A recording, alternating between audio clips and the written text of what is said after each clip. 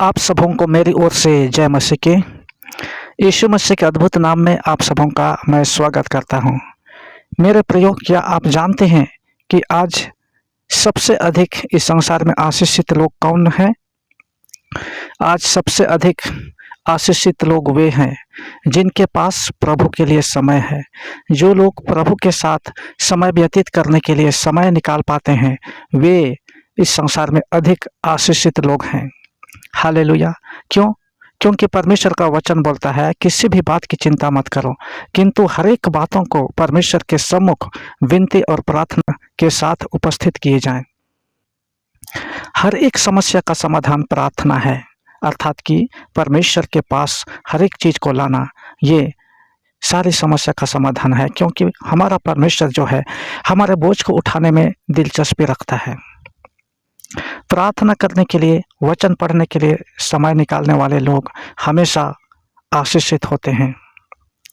मेरे प्रियो, मेरी सेवकाई में मैंने प्रायः ऐसे लोगों को देखा है जिनका यह कहना है कि उनके पास समय नहीं है। क्योंकि कई लोग बोलते हैं, मैं थक गया हूँ, आज मुझे यहाँ जाना है, वहाँ जाना है, इत्यादि इत्यादि। शाम में समय नहीं है क्योंकि ड्यूटी से लौटे हुए होते हैं। रात में भी प्रभु के पास आने के लिए उनके पास समय नहीं है। सुबह में भी समय नहीं है क्योंकि वे थके हुए होते हैं और अगले दिन उनको फिर से ड्यूटी में जाना होता है, अपने नौकरी के लिए, बिजनेस के लिए, अपना व्यक्तिगत काम के लिए। मेरे प्रियो, इस प्रकार की समस्या हम बाइबल में भी पाते हैं। जिनके पास समय नहीं होने के कारण उन्होंने एक अनंत आशीष को खो दिया। लूका रचित सुसमाचार में हम ऐसे लोगों को देखते हैं जिन्होंने उस निमंत्रण को अस्वीकार कर दिया और उस प्रतिफल से वंचित हो गए। वचन में लिखा है, किसी मनुष्य ने जेवनार की और निमंत्रित किए हुए लोगों को उसने अपने सेवकों को भेज करके बुलाने लगे। तब सब के सब क्षमा मांगने लगे। पहले ने कहा कि मैंने खेत मोल लिया है और इसलिए अवश्य है कि मुझे खेत को देखना जरूरी है। मैं विनती करता हूँ, मुझे क्षमा कर दे। एक और ने कहा, मैंने विवाह किया है इसलिए मैं नहीं आ सकता। इस प्रकार से उन्होंने एक बहुत बड़ी आशीष को पाने से चूक गए। मेरे प्रियो, क्या कारण है? परमेश्वर ने हमें अनंत जीवन के लिए बुलाया है। यह परमेश्वर का अनुग्रह है। याद रखें, जब आप किसी को महत्व परमेश्वर से अधिक देते हैं तो वही आपका परमेश्वर बन जाता है और उसी के लिए आप सर्वस्व समर्पित करते हैं, अपना परिवार, अपना समय और अपना धन। इसलिए यीशु मसीह ने कहा, जो कोई अपने माता या पिता को मुझसे अधिक प्रिय जानता है वह मेरे योग्य नहीं, और जो बेटा या बेटी को मुझसे अधिक प्रिय जानता है वह मेरे योग्य नहीं। मैं आप सबों को यह बतला देना चाहता हूँ मेरे प्रियो कि हमें परमेश्वर के निकट आने के लिए हमें बलिदान करने की आवश्यकता है। सेक्रीफाइस चाहता है परमेश्वर हमारे जीवन से, त्याग चाहता है, बलिदान चाहता है, और तब आशीष आती है। हम में से कई लोग ऐसा सोचते हैं कि परमेश्वर हमें आशीष देगा, परमेश्वर हमें सफलता देगा, परमेश्वर हमें चंगाई देगा।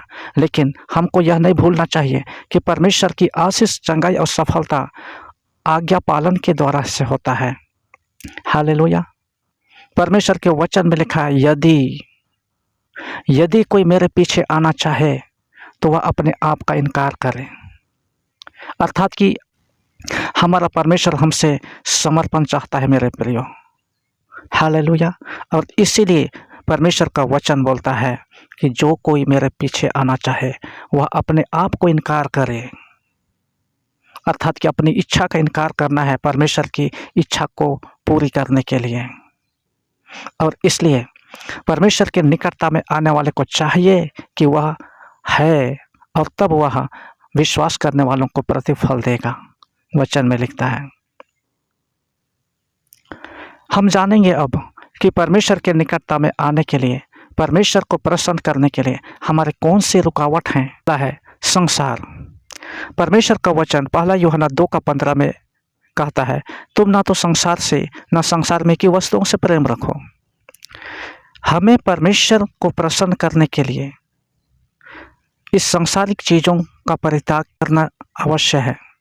प्रभु में आगे बढ़ने से रोकने वाली वस्तुएं हैं संसार की चीज़ें, संसार की वस्तुएं, संसार की रीति रिवाज एवं यहाँ का जीवन शारीरिक है, आत्मिक नहीं है। मेरे प्रियो, हमें परमेश्वर के जीवन को प्राप्त करने में कभी भी सहायक नहीं हो सकती है संसार का रीति रिवाज, संसार का बोली वचन। अड़ोस पड़ोस में ये जो माहौल क्रिएट होता है वह हमें आत्मिक जीवन में आगे बढ़ने में रुकावट पैदा करती हैं। मैं जानता हूँ, जब मैं सेवकाई करने के लिए मैं दूर दूर जाता हूँ, मुझे बस का सफ़र करना पड़ता है और इसलिए पहले दिन मुझे उपवास और प्रार्थना करने के द्वारा और रात्रि प्रार्थना में प्रार्थना करने के द्वारा परमेश्वर की उपस्थिति को लाना पड़ता है और परमेश्वर की अगुवाई को मुझे प्राप्त करना पड़ता है और तब मुझे अगले दिन बस के द्वारा सेवकाई जाना पड़ता है। लेकिन मालूम है, जब मैं बस चढ़ता हूँ, बस में फिल्म चलती है और उस फिल्म से अपने आप को बचा पाना कठिन महसूस करता हूँ। मैं, मेरी आंखें और मेरे कान को मुझे नियंत्रित करना है, क्योंकि उस फिल्म में जो कुछ भी सुनाई पड़ती है और जो कुछ भी दिखती है वह सीधा हृदय में उतर आता है और वही जगह बनाता है। मेरे प्रियो, इसी तरह से आप अपने अगल बगल और इस संसार में जहाँ आप समय व्यतीत करने के लिए आप समय देते हैं, ये संसार के लोग अधिकतर हमारे माहौल में प्रभु को नहीं जानने वाले लोग होते हैं और संसार का माहौल परमेश्वर के प्रतिकूल है। और इसलिए जो कुछ भी आप इस संसार में देखते हैं, सुनते हैं और बातें करते हैं, आपके हृदय में जगह बनाता है और जो आपके हृदय में जगह बनाता है वह आपके जीवन को बुरी तरह प्रभावित करता है। मेरे प्रियो, हालेलुया। इसलिए वचन में लिखा है, चौकस रहो कि क्या सुनते हो और कैसे सुनते हो। इसका एक ही उत्तर है, परमेश्वर के वचन को अपने हृदय में नम्रता के साथ ग्रहण कर लो, क्योंकि विश्वास सुनने से होता है और सुनना मसीह के वचन से। इस प्रकार हमें वचन कहता है, इस संसार के सदृश न बनो। हमें इस संसार के सदृश नहीं बनना है, इस संसार के लोगों के समान हमारा जीवन नहीं होना है, हमारा बोली वचन नहीं होना है, किंतु हमें परमेश्वर के गुण को प्रकट करने के लिए हमें बुलाया गया है। हालेलुया। और इसलिए हमको प्रभु के निकटता में आने के लिए हमें अपने आप को तैयार करना बहुत ही आवश्यक है। तब हम परमेश्वर के निकटता में हम आ सकते हैं आशीष को प्राप्त करने के लिए। हालेलुया। और दूसरा चीज़ जो हमारे आत्मिक जीवन को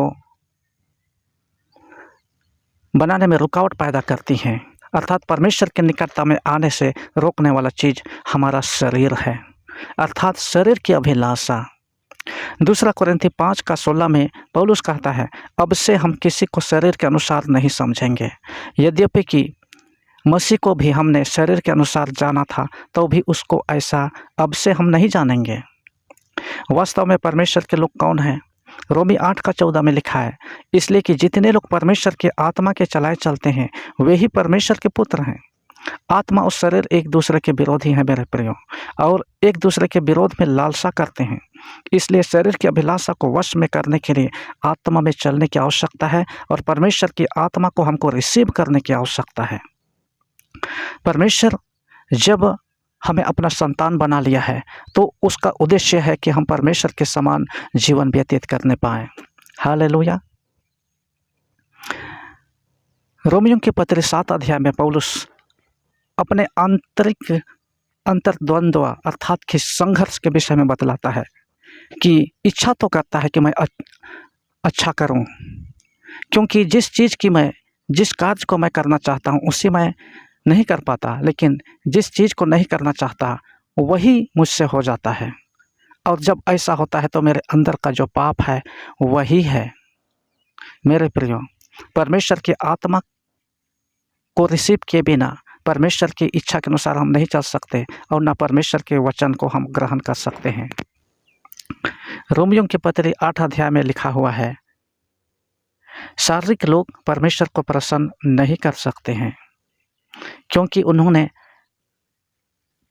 नया जन्म प्राप्त नहीं किया है, उद्धार को उन्होंने प्राप्त नहीं किया है और बपतिस्मा भी नहीं लिया है। मेरे प्रियो, मैं एक महत्वपूर्ण बातें बता देना चाहता हूँ।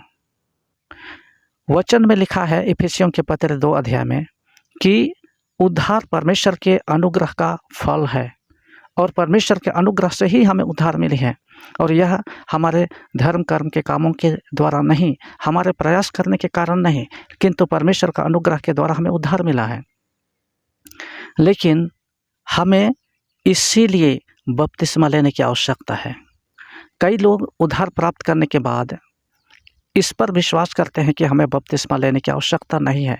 लेकिन मेरे प्रियो, जब आप उद्धार पा लेते हैं तो बपतिस्मा आप लेना चाहिए। और परमेश्वर का वचन भी बोलता है क्योंकि जब उद्धार पाता है तो वह व्यक्ति धार्मिकता को पूरी करने के योग्य बन जाता है। और यीशु मसीह ने भी कहा है कि अब तो ऐसा ही होने दें, क्योंकि हमें इसी रीति से परमेश्वर की सारी धार्मिकता को पूरी करना उचित है। हालेलुया। और इसलिए वचन में लिखा है परमेश्वर के अनुग्रह से हमको जो उद्धार मिला है वह बपतिस्मा के द्वारा हमें उद्धार मिलता है। जो उद्धार अब मिल गया है वो उद्धार बपतिस्मा लेने के द्वारा पूर्ण होती है। और इसलिए हमें ऐसा नहीं समझना चाहिए कि बपतिस्मा के बिना भी हमारा उद्धार हो जाता है। कई लोगों को मैंने ऐसा कहते हुए सुना है और विश्वास भी ऐसा करते हैं, लेकिन ऐसा विश्वास हमारा उद्धार नहीं कर सकता है। जिसने उद्धार को प्राप्त किया, परमेश्वर के वचन को ग्रहण किया, उससे बपतिस्मा लेने की बड़ी आवश्यकता है। हालेलुया। इसलिए मेरे प्रियो, आज जब हम देखते हैं कि परमेश्वर के वचन को ग्रहण करने के द्वारा हमें परमेश्वर का संतान बनने का अवसर हमें मिला है।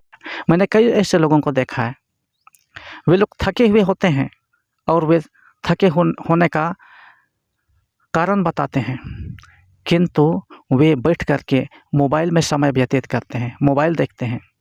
कई लोग अपने इष्ट मित्रों के पास जा कर के समय व्यतीत करते हैं बातचीत करने में, किंतु उस समय को क्या परमेश्वर की उपस्थिति में बैठ कर के वचन सुनने या वचन पढ़ने और प्रार्थना करने में समय व्यतीत नहीं कर सकते? अवश्य कर सकते। लेकिन उन्होंने उस चीज़ को ही उन्होंने चुना है कि अपने थकान को मिटाने के लिए और अपने समय को व्यतीत करने के लिए उनको मोबाइल को देना उन्होंने चुना। अपने मित्रों के साथ में जा कर के बातें करने, किस्से कहानी सुनने और सुनाने को उन्होंने चुना है। इसलिए परमेश्वर का वचन बोलता है क्योंकि उन्होंने परमेश्वर को छोड़ कर के वे उस चीज़ को ही प्रथम स्थान दिया। इसलिए आरंभ में मैंने आपको बताया कि जिस चीज़ को आप अपने जीवन में अधिक महत्व देते हैं वही आपका परमेश्वर बन जाता है। और इसलिए आप परमेश्वर को अधिक महत्व दीजिएगा ना, तब आप परमेश्वर के लिए समय आप निकाल सकते हैं। और इसलिए मैं आपको बतला देना चाहता हूँ, हर एक व्यक्ति के लिए समय है। और अब से अब जब आप इस वचन को सुन रहे हैं, परमेश्वर के पास आने के लिए किसी प्रकार का बनाने की आवश्यकता नहीं है। प्रत्येक व्यक्ति के पास एक समय है और आप अपना समय आप हर हाल में आप दे सकते हैं।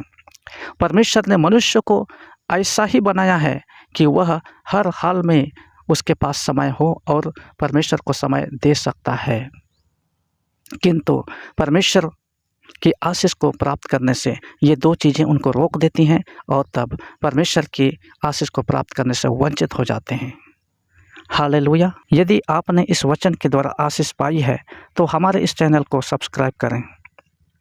मिलते हैं अगली वीडियो में। प्रभु आप सबों को आशीष दें। जय मसीह की।